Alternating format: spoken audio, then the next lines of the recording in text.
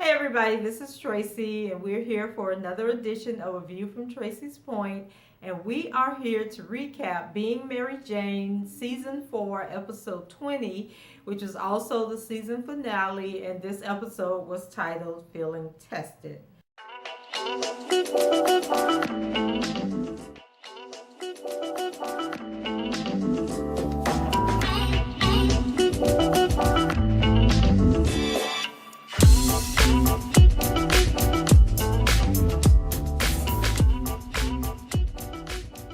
And yes, Mary Jane was tested, and I think the viewers were tested as well. And I'd be like, Mary Jane could be so exhausting at times, and she always seems like, even when she's not trying to, she always manages to sabotage her relationships.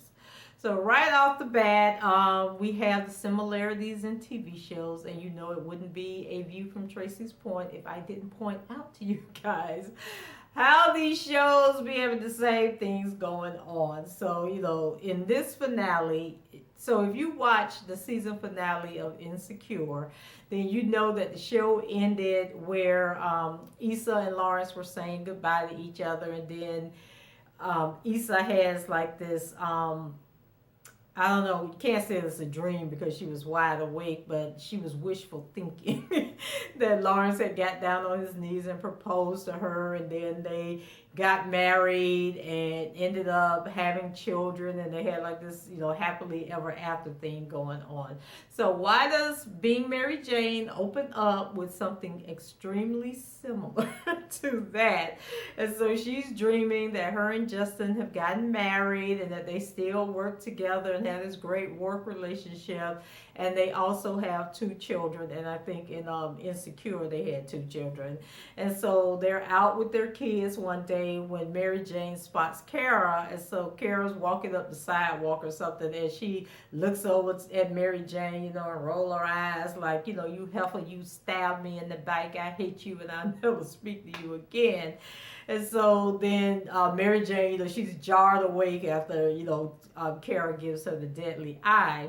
So I was like, really, is that what we're gonna do on this episode? Mary Jane is back at work, and Justin tells her, that he was able to book an interview with Prince Harry and his girlfriend, and then she realizes that, he booked the interview to ensure that he gets Garrett's job. So basically, the whole episode was Kara and Justin, playing their field and jockeying for position, and then kind of getting Mary Jane intertwined in all the foolishness. And you couldn't really tell, like, did they know that Mary Jane would have the deciding vote, or were they just really, kissing up to Garrett in hopes, that they would get the job, like not thinking about Mary Jane at all.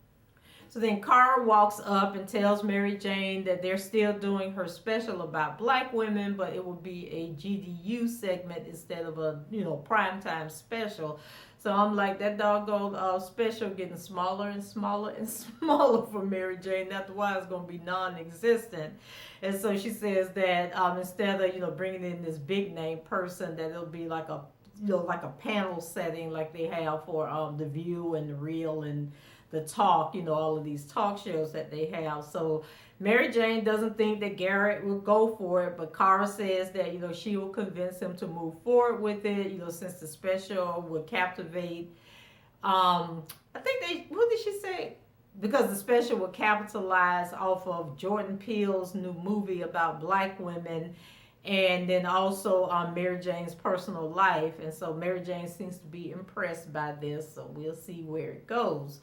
So then Kara walks away and starts up a conversation with Garrett, and then he says that Danny is still getting backlash from when she did that interview with the blogger and the renovating woman.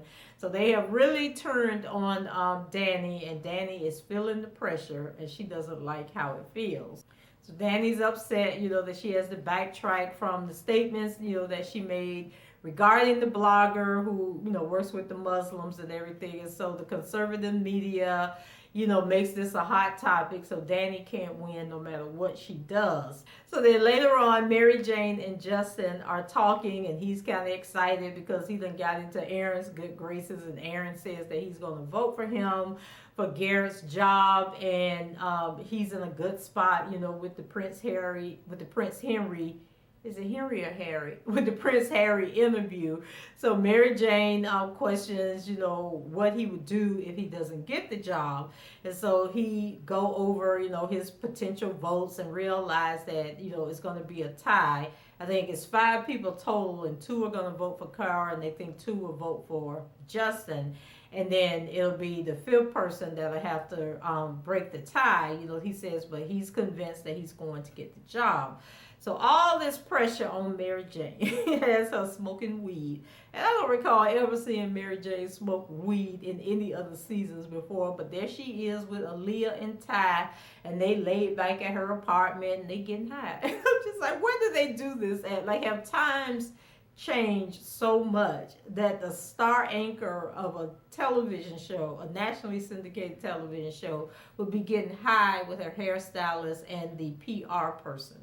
Like that whole, I hope when they come back for season 5 that whole Ty and Aaliyah thing is like written out of the show, because it is so stupid and makes absolutely no sense. Like, I could see if Mary Jane was that close to her stylist, because the stylist was independent of the company that she works for, but to have an employee of the company and you all buddy best friends with this person when you're in a position that's way up here, I don't understand it. And then I still don't understand how Leah went from the second assistant or the intern or whatever she was to now she's like a dedicated PR person. Like, we don't even hear from the other people from the PR firm anymore. It's just Aaliyah. So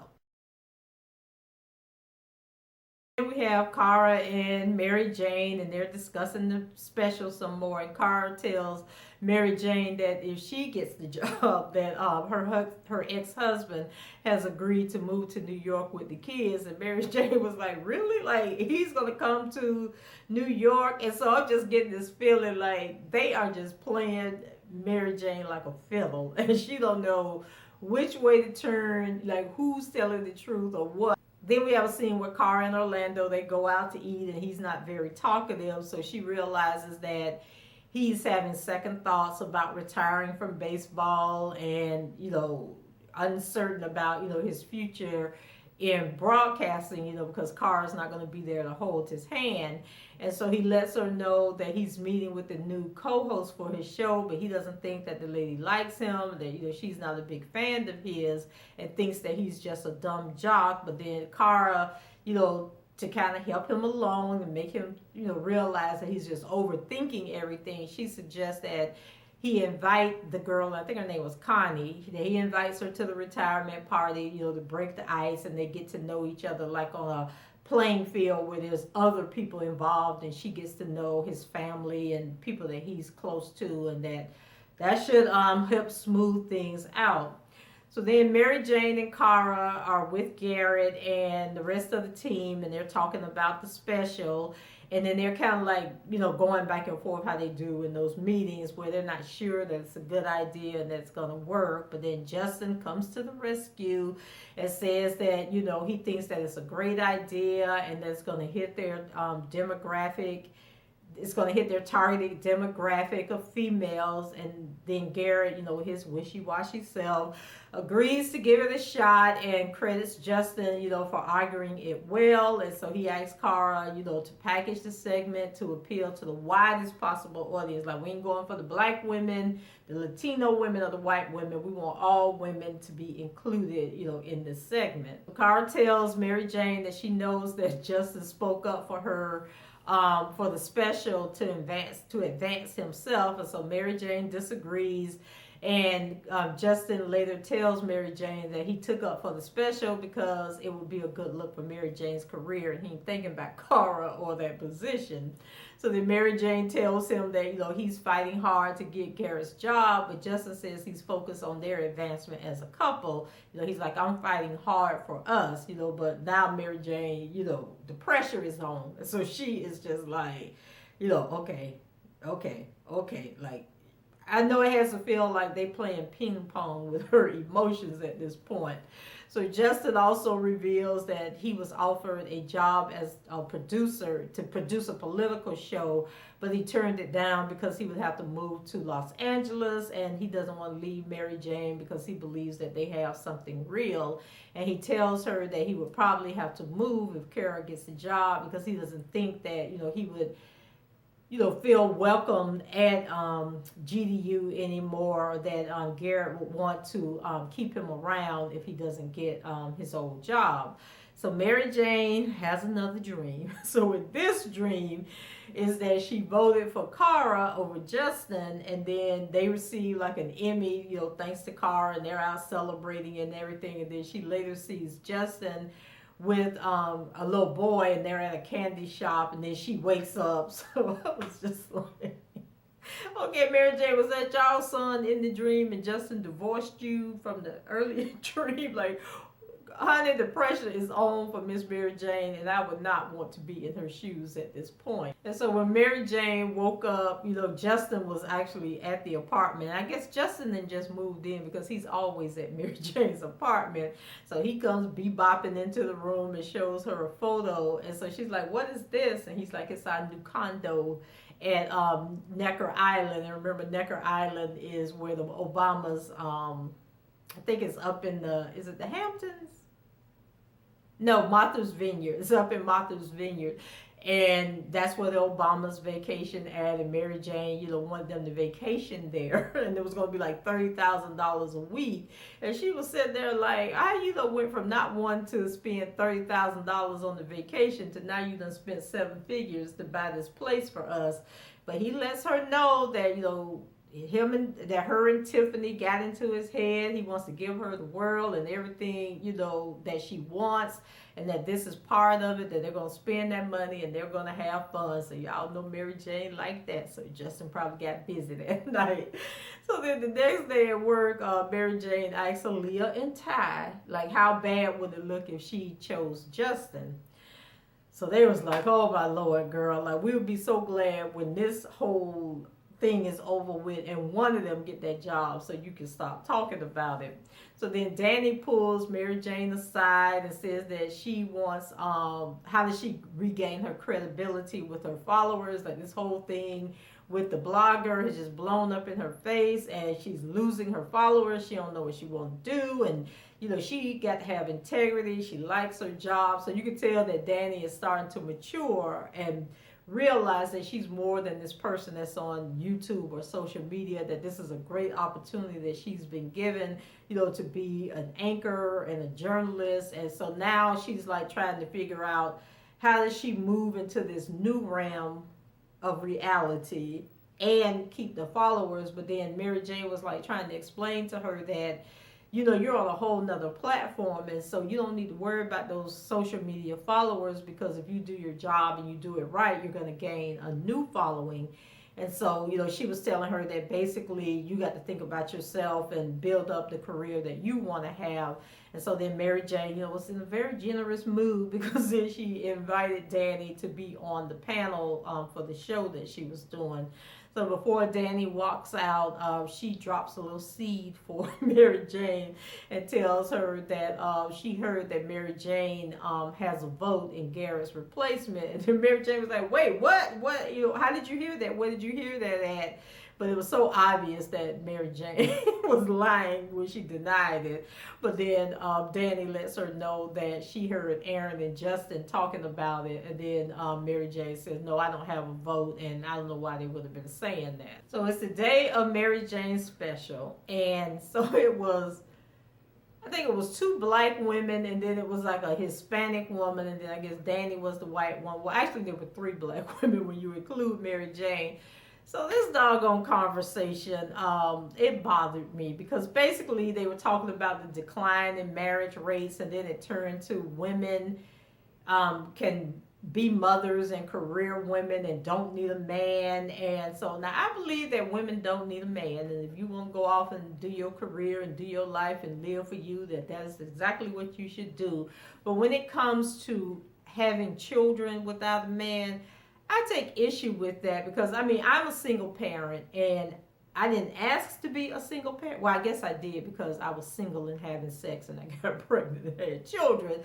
But in the full scheme of things, I think that being a single parent because the man isn't there, he didn't step up, or you guys got divorced or whatever, is one thing because you're forced into that situation. And we are created and designed to adapt to our circumstances. So single mothers can be good mothers, they can raise their kids can be successful. I'm not saying any of that, but I am saying from experience that it is a tremendous impact on children when they are raised without their fathers.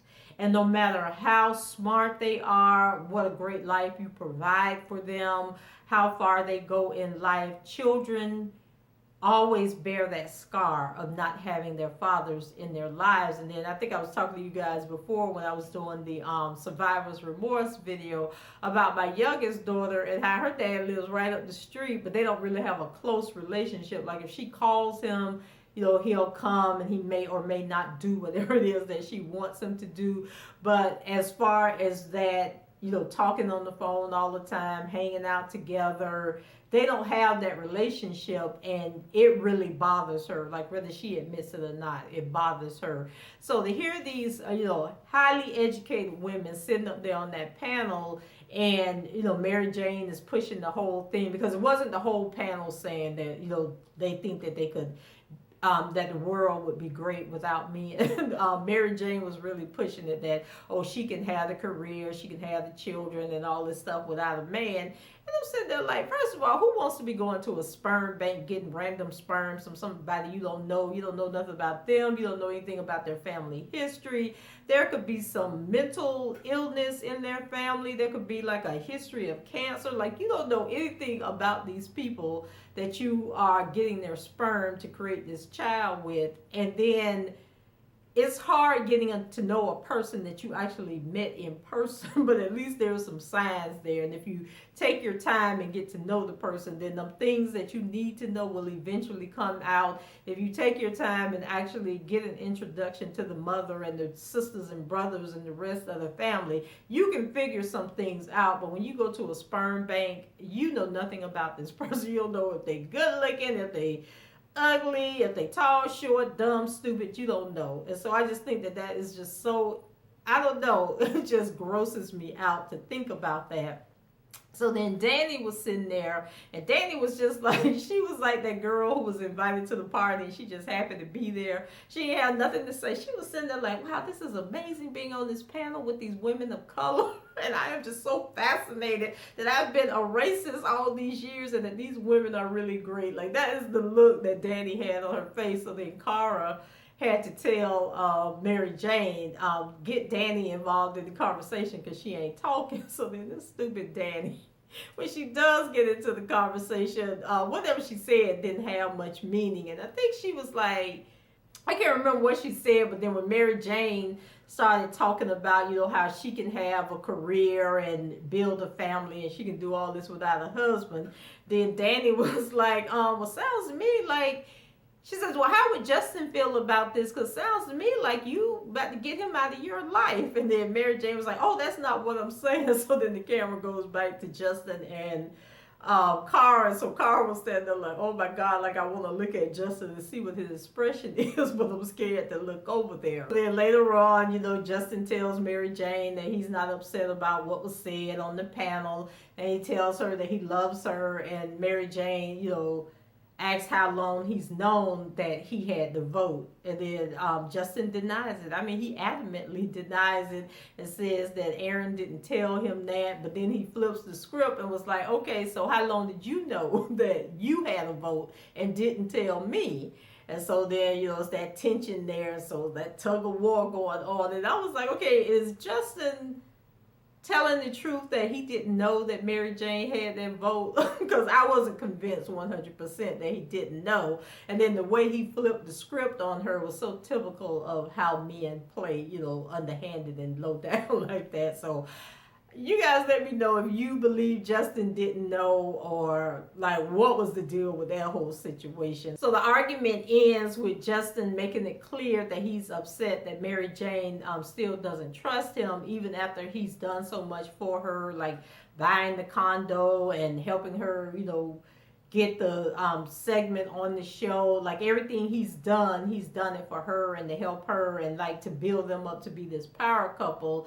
But then she continues to not be all in with him. And I thought that was like the understanding that they had when they first started seeing each other, that it was the two of them. They were going to always have each other back, always stand up for each other, and always work for the common good of the relationship. But Mary Jane don't know nothing about loyalty, Justin, so you kind of out there on your own with this one. So then Mary Jane says that her foundation, which involves cheating on Lee, may be why she has a hard time trusting him. So you are the one that cheated on Lee. Justin didn't cheat on Lee. Okay, so you need to get that straight, Mary Jane, and get your priorities in order. I think at some point during that little discussion, he asked her if she was going to vote for Cara, and Mary Jane doesn't answer. So he asks her, if she loves him, and she says that she does, and then he tells her to look at everything, he's done for them, and it will prove his love for her. So Mary Jane goes to work the next day and tells Garrett that she's ready to reveal her vote. So I'm like, oh my God. So then we have a scene where Garrett is giving his speech, thanking them for his time as the executive producer. And then he announces that Cara is going to be his replacement. And Justin could have died right there on the spot. So Mary Jane, she was all nervous and everything, but she congratulates Cara and give her a hug. And then she turns to look at Justin, but Justin hadn't got his stuff and was rolling out. So Mary Jane went running after him and everything. But Justin looked devastated, like he was about to cry. I felt so sorry for him. And he asked her, why did she choose Cara? And she says that Cara will take the show to new heights, and that's clear by how she revived the panel, and that she didn't want to pick him just because she was afraid of losing him. So she was afraid that if she didn't pick him, he would end the relationship, but she says that if their relationship is meant to be, then it will withstand the vote. And I'm thinking like, okay, Mary Jane, I don't know if that was a smart move, because now you kind of like, putting him in a position where he feels like you're testing his loyalty. So I don't know. I didn't know which way to go with this one, but Justin told her, you made your decision. Now I'm going to live up to your expectations. And he walked off and left her standing there. Mary Jane, she goes and she spends some time with Cara, and Cara tells her that she was snooping through Orlando's stuff and came across an engagement ring, and she thinks that Orlando is going to propose, but she's concerned because of their age difference. And then Mary Jane says that she's a good woman, and that it makes sense that Orlando is considering marriage, and she tells Cara to embrace her happiness. So Cara then feels like she's being insensitive because Mary Jane and Justin then broke up, and tells Mary Jane that she doesn't have to come to the retirement party if she doesn't want to, because she knows that it'll really hurt her to be standing there and watch Orlando propose to her. But then Mary Jane was like, I'm going to be there for you. You're my friend, and I support what you do, and you support everything that I do. But I don't think Mary Jane went to that. Was Mary Jane at that party? I don't remember seeing her there. And the night of the retirement party, Connie, who's the co-host, she comes up, and she's some little young tenderoni that kind of favored Danny, and she was all over Orlando, rubbed him all on the chest and everything. And so she congratulates Cara on her promotion, before walking away. And Cara got that little jealous look on her, and I'm thinking, okay, this ain't gonna end well. So during Orlando's speech, he thanks Cara for pushing him so far, and he tells everyone, to clap for Cara's new promotion. And so then he tells her that he got her a gift. So yeah, I remember that story I told y'all about that time I went through my kid's dad drawer, and he had them 3 different gifts. And then when Christmas rolled around, I was like, okay, well, where ones that I thought was the better gift, and I got one of the gifts, his mama got one, but the other gift I never did figure out where that gift went to. Well, that was kind of like the moment that Cara had, because when she opened up that gift, that well, first of all, the gift was bigger than a ring box. And so when she opened up the box, it was like a desk plate. That had her name and her title on it. If Cara could have like slid through the floor at that moment, she would have. And she did a very poor job of trying to save face. But I was like, that's what you get for snooping and being nosy. So I guess we'll have to wait next season to find out who that engagement ring really was for. Despite all the stress that Mary Jane went through, with this thing with the executive producer job, we did have some comedic relief when we head over to Atlanta, because word done got around Atlanta that Paul and Helen done broke up. So the women showing up, they done brought some macaroni and cheese. I think they had some peach cobbler, they had some fried chicken, they had some collard greens. Like, the women were showing up in their Sunday best, they Sunday hats, flirting with Paul. Paul wouldn't even let them in the house. Papa Patterson was like, thank you, and closed the door in their face. And I was just like, this is so crazy.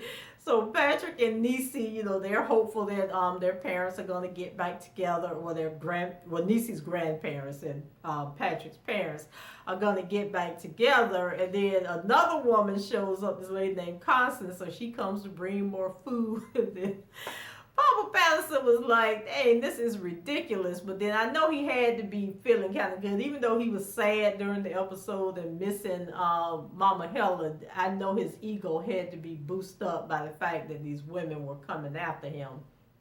And then also, I had forgotten about the lady whose husband had died, and she was kind of like flirting with him a couple of seasons ago. But she was the first one to show up with that macaroni and cheese. And then I think when Niecy tried the macaroni and cheese, she said that it tasted better than Grandma's. So I was like, y'all keep that food away from Papa Patterson before he be done messed around here and ran off with one of them hoochie mamas. So Niecy, I guess, called her grandmama and tell her, you better get on back over here because come see Granddaddy, he ain't doing well. So Helen comes back home, to get some things. And so after a quick chat with Niecy, the doorbell rings and she answers. So then it was the lady Marguerite, and she was back with a caramel cake. And so she was, Mama Helen say, you barking up the wrong tree, baby. She's like, Paul and I are still married, and I would appreciate it if you would keep your distance and you can keep that little dried up looking cake with you too. Now, Mama Helen, Niecy liked that lady macaroni and cheese, so that cake probably was good too. So then Helen closes the door in the lady's face, and she comes back in the house and she asks Niecy, what's been going on? So Niecy opened up their refrigerator and showed her all their food that was in there, and she was like, oh, this mediocre mess. And so she says that Paul is her man, and they will work out their issues, and Niecy was happy to hear that. Then Mama Helen got the cooking up in that kitchen, and she done made a red velvet cake, and then she gave it Papa Patterson a bike massage and everything. She's like, oh, Paul, can you forgive me? Can you put this behind us and move on? I want to come home where I belong with you, Paul. So it's like, Mama Helen, oh, Papa Patterson ain't thinking about you no more. So, he tells her that she shouldn't have gone through all of that, that she did for him, even though he had done ate that food and enjoyed his massage. And then he goes and get an envelope and hands it to her and tell her that he done went to the lawyer done divided up all their assets, and he thinks that he's being very fair. And then he made Mama Helen cry, so he walked off and left her standing there. And I'm like, now, Papa Patterson, now this was cute from the beginning, but now it's getting serious because you done had papers drawn up, and so we're gonna need you to sit your old behind down and realize that Mama Helen is the best thing for you, and them other women out there in the street ain't got nothing to offer you. So you need to come to your senses, get your act together, so y'all can get back together and put all this behind y'all. So then we have a scene with Mary Jane, where she's back in New York. So after Justin done left and everything, she decides to go over there to that infertility clinic and get them embryos, whatever they do to them embryos. Do they shoot the sperm in the embryos and create the babies and put them back inside her. Like, I really need to research that to see what all it entails, because I don't even understand what Mary Jane going through. But anyway, I think she done impregnated herself. Because it wasn't those her last two, I think it was her last two eggs that she had to work with. I think that was the case. So anyway, Mary Jane get back home, and then we had a scene from, remember how Ralph Angel had done lit up the house when he proposed to Darla. So when Mary Jane comes in the house, Justin is there, and he got these lights streaming all over the fireplace, all over the dining room and everything, and candles and all this stuff. I was like, can y'all just be a little more original? And he had slow music playing and flowers all over the place. And then Justin says that, he was wrong to leave her the way that he did. But he done calmed down and thought things over, and that he just don't want to move forward without Mary Jane. I was like, oh, that is so sweet. Then he got down on his knee and proposed to Mary Jane. And that heifer was standing there like... Oh, and then he also said something to her about, he want to marry her and they have children together and have a family and all this stuff. And I'm just thinking, Justin, y'all ain't gonna never have no family together, because Mary Jane done went and got some random man sperm and then used up her last two eggs. So I don't know how y'all gonna have a family together. And Mary Jane was standing there probably thinking the same thing, like, did he just say children? Like, we will have children together? Because I can't give him no children. As a matter of fact, I think I'm pregnant by another man right now. So the show ended where Mary Jane was just standing there, lip trembling, like, oh my God, like the moment I've always dreamed of is finally here, and dang it, I done sabotaged it again. So guys, let me know what you thought about this episode, and how do you feel about, Mary Jane and the whole Justin thing, because I think that Justin was rightfully upset for not getting the job, and then knowing that Mary Jane had decided vote and didn't vote for him, that she voted for Cara on some, feminist girl powers trip instead of their relationship and their love and everything. I can really understand how he was upset in that moment, but I feel like she overreacted by going and doing the embryo implants. Like, she didn't give him a chance to change his mind because at 40 years old, that people get upset. They need a moment to reflect and think and digest everything that's happened. So for her to go and do that implant without talking to Justin, without giving him an opportunity to calm down, I thought was very immature on her part. And so I'm looking forward to season 5 to see where we go with this because Justin has sacrificed so much, and Mary Jane has not sacrificed anything. So guys, leave your comments below, rate the video, subscribe to the channel if you haven't done so already. And if you like the video, please share it on your social media platforms. And you can do all of that down below. There's the subscribe button, the share button, and the like button. So until the next time, guys, I shall talk to you later. Bye-bye.